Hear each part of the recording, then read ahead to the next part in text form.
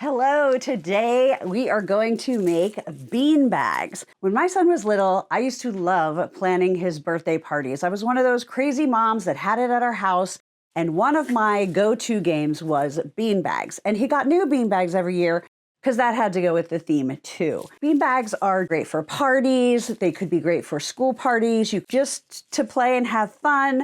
Something for the kids to do while you're camping, something for the whole family to do while you're camping. So many ways to use this quick and easy sewing project. And I have done a lot of the work for you. First, I want to tell you there's a wide variety of prices when it comes to beans and different sizes. So you want to get dry beans. You can get a little bag of beans. These are kidney beans. Or you can go big and get 8 pounds of beans. My son is 31, and I couldn't remember how big the bean bags were that I used to make for him. So I became Goldilocks and the bean bags. Depending on the size of the square that you make will depend on how many beans you need. This 5.5 by 5.5 inch square, or if you have some 5 by 5 pre-cut scraps, it's going to be about this size. You can use these too.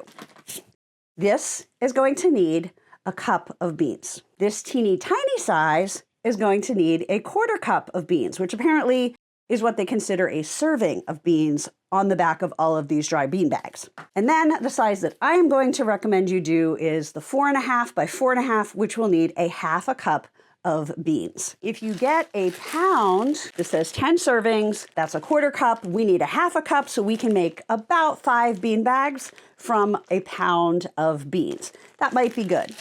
Now let's look at my big bag. 8 pounds of pinto beans has 103 1/4 cup servings. So I can make about 50 bean bags with this. So you would definitely want to do this if you're doing this for like a community event, or you want to give bean bags as a party favor, or you want to sell them, whatever. That's when you're going to need this big bag. I'm not exactly sure why I need this big bag, except to show it to you now. Now that we have all of those sizes out of the way, let me show you how quick and easy these are to make.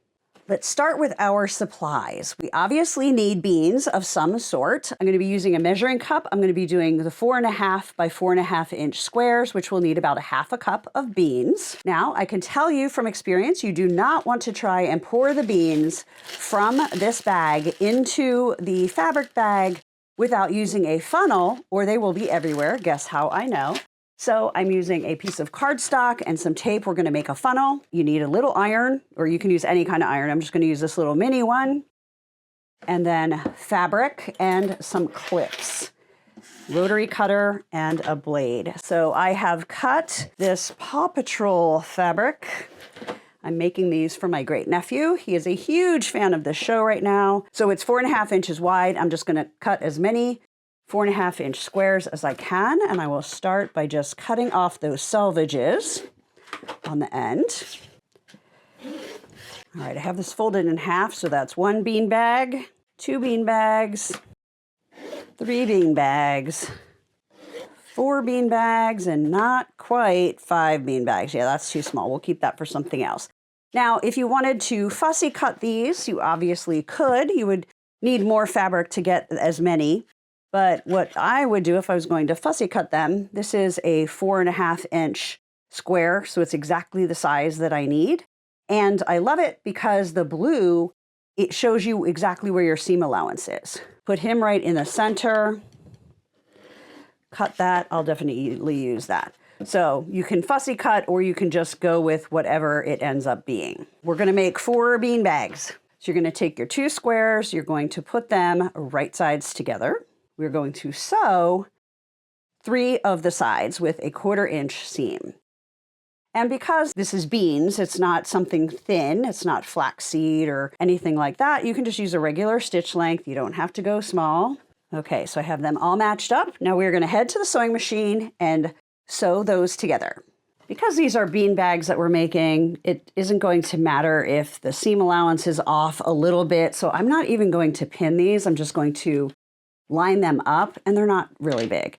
I'm going to use a leader fabric before we put the first one down, which basically means a scrap piece of fabric that I'm going to have under my foot and over my feed dogs. Then I'm going to put this down, and I'm going to sew from that onto this. That will make sure there are no bird's nests on our actual project, and you don't have to worry about pulling up that bobbin thread. Once you get onto this fabric, you want to go back and forth, and then we're just going to sew the 3 sides with a 1/4 inch seam. I'm just going to cut that off. And then I'm just going to daisy chain these and keep going. You could let them swing around or cut them off as you go. And you can see every seam isn't a perfect 1/4 inch, but it does not matter because, again, it's a beanbag. Now that all 4 of these are sewn together, we are going to clip the corners on those bottom corners where we sewed. And I don't like to cut straight across like that. It's hard to see the thread, sorry, it matches. Because then you still have all of this fabric that needs to go inside. So I like to cut at more of an angle and do 2 clips, making sure you don't snip the stitching. I'm just gonna snip the corners on all 4. Have you ever made beanbags before? Let me know in the comments. I'd love to know if this is something that you've done for your kids like I did for mine, if you do it for schools, for church events, or how and when you have used beanbags, or how and when you think you might use them. Okay, now we are going to just turn them all right side out. Let's see, using my finger, I really can't get that corner out very well, so I'm gonna grab a turning tool. You can use the tip of a pencil if it's not sharp. You can use a chopstick, just something that you can very gently push that corner out. You don't want to do it hard because you don't want to come through that stitching. So I'm just using this. It has a nice blunt edge, but it does the job. These could be a really cute gift. If you're having family barbecue, you could make 3 or 4 in different fabrics for each child so that they know which is theirs. They can have little contests, kind of like horseshoes, but no big pieces of metal getting thrown around. Just some fun bean bags. And you can throw these into anything. You can use bowls, you can use buckets. You could put hula hoops out on the lawn and you just have to get it into the hula hoop. You could put chalk marks on a driveway and try and aim for a certain spot. Now I'm just going to do a really quick press. Pressing this doesn't need to be super precise because it's going to be full of beans. But the main thing and the main trick is you want to fold this under and press it before you add your beans. So the best way to do that is to take the seam and fold that down first. So fold both of the seams down, and then when you pull like that, the rest is just going to fall into place. And that is going to have these edges held out better than if you tried to start folding on the inside. Hopefully that makes sense. All right, so we're gonna prep all 4 of these. If you were to buy the 1-pound bag for $1 at Walmart, each bean bag is going to be about 17 cents in beans. And then your fabric scraps and your time to sew squares together, press and sew this shut. This would be an amazing project if you're looking for things to sew and sell. You can use your scraps of fabric. You can really just whip up a bunch of these all at once, and you can get your pinto beans quite inexpensively if you buy 8 pounds or even go get a Costco size.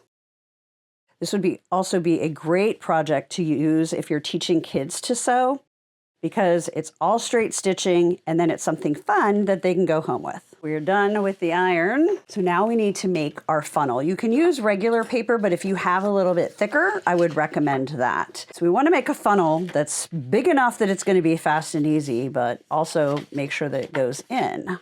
So I'm going to leave like 1 inch on either side to make sure it has room to open up. I'm going to test that before I put the tape on. So can I get my fabric on there? Yes, that fits really nicely. Tape that together and we have our bean funnel. So you're going to take your fabric, put in your funnel, take your 1/2 cup of beans, pour that in, put that back together, put a little clip on and move on to the next one.